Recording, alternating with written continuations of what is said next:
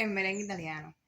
El merengue italiano tiene sus truquitos, sus cositas que no pueden olvidarse a la hora de hacerlo, porque si no sucede lo que muchos dicen por ahí. Se me corrió el merengue, me quedó firme cuando lo hice, pero cuando empecé a vestir la panetera empezó a ablandarse.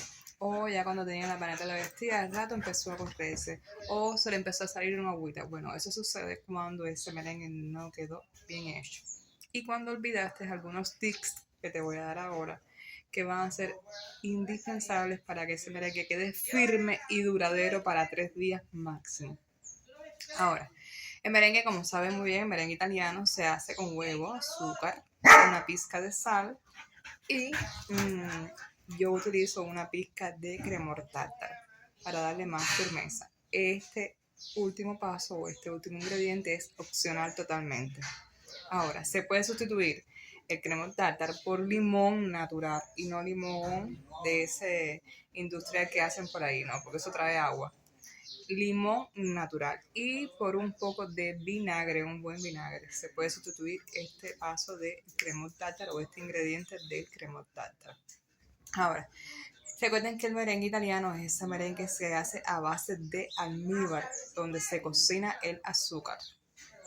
Ahora, indispensable que sí no se les puede olvidar a la hora de hacer el merengue italiano para que les quede un merengue firme. Bueno, lo primero es la separación de las claras y las yemas. Los huevos tienen que estar totalmente frescos, huevos nuevos, señores, considerablemente. Aquí en Cuba sucede mucho que el huevo es viejo.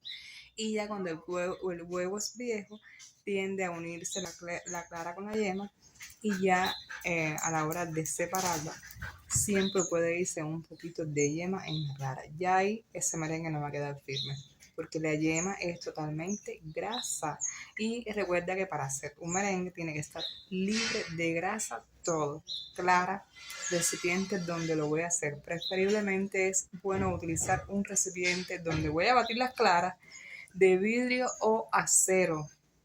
De no tenerlo, si vas a utilizar un cuenco plástico o una vasija plástica, bueno, limpiarla, fregarlo primeramente con detergente y después pasarle algo con vinagre o limón a ese recipiente donde voy a batir las claras para que quede bien firme ese merengue.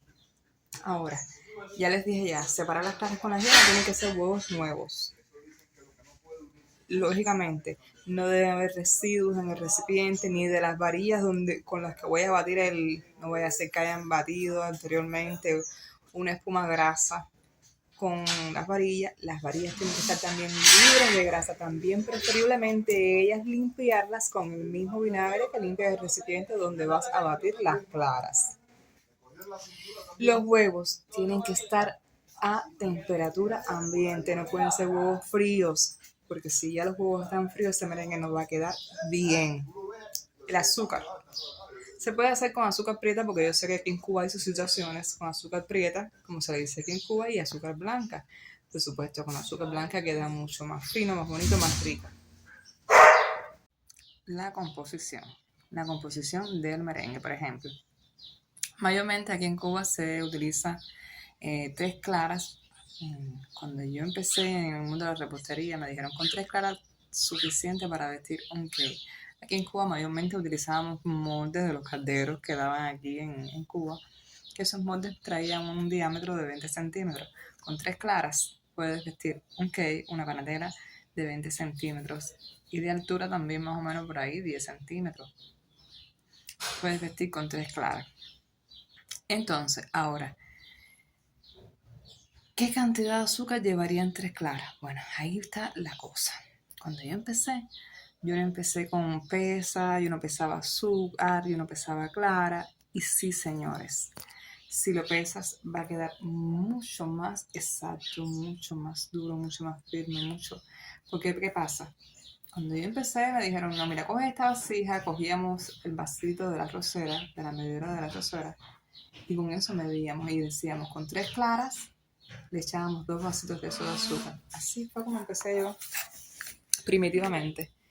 Pero no, a medida de que fui haciendo, a medida que fui viendo en internet, que mis cursos han sido todos los cursos de internet, los videos de YouTube que he visto, Me he dado cuenta que sí, que el merengue, sí, claro que sí, lo pude comprobar en la práctica, que el merengue, cuando tú pesas la clara y pesas el azúcar, lógicamente ese merengue va a quedar sin ningún tipo de equivocación firme.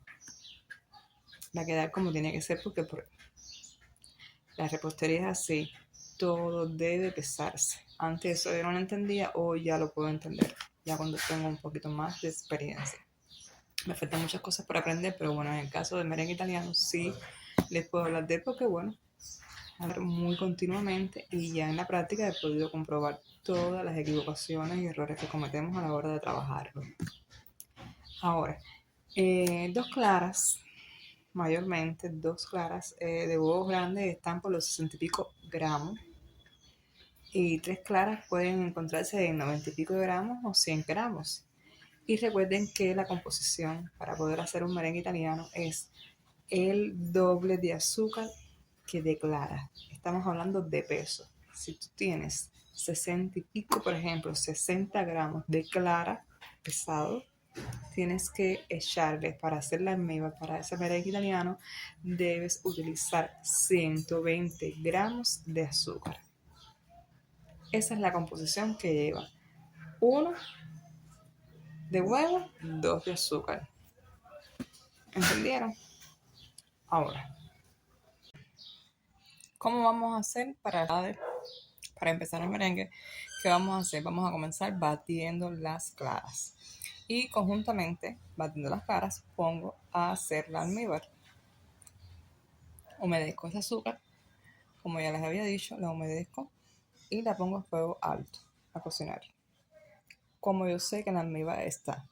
Bueno, para eso hace falta un termómetro, pero yo nunca he utilizado termómetro y no me ha hecho falta hasta ahora. Como yo lo compruebo, yo utilizo cuando ya la almíbar empieza a espesar, que con una cuchara dejo caer almíbar dentro del jarro de esa misma almíbar que estoy cocinando y hace un hilo y ya está más espesa la almíbar, que se puede ver visiblemente. La pruebo en un vaso de agua.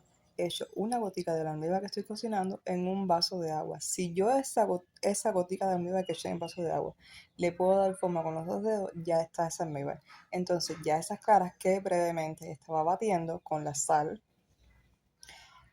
¿qué hago? Le incorporo el poquito, la pizca de cremor tártaro y bajo la almíbar del fogón, ya apago ese fogón, ya cuando esa almíbar está, se apaga el fogón totalmente, se baja la almíbar, no se les sigue dando candela, no se dejen la candela porque se sigue cocinando la almíbar, entonces se les va a azucarar ese merengue. Pues no, cuando ya está a punto de cristar la almíbar, esa almíbar se apaga el fogón y se baja y se comienza a incorporar a la clara batida en forma de hilo y vas batiendo y sigues batiendo. Ya después que incorporaste completamente la almíbar, bates y bates hasta que esté frío o casi frío el merengue para lograr una buena homogenización del almíbar, una buena integración, que se integre bien el azúcar dentro del batido de clara.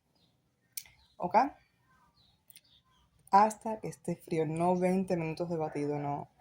Hasta que, no sé, la merenguera que estés utilizando, si sea de mano, la potencia que tenga.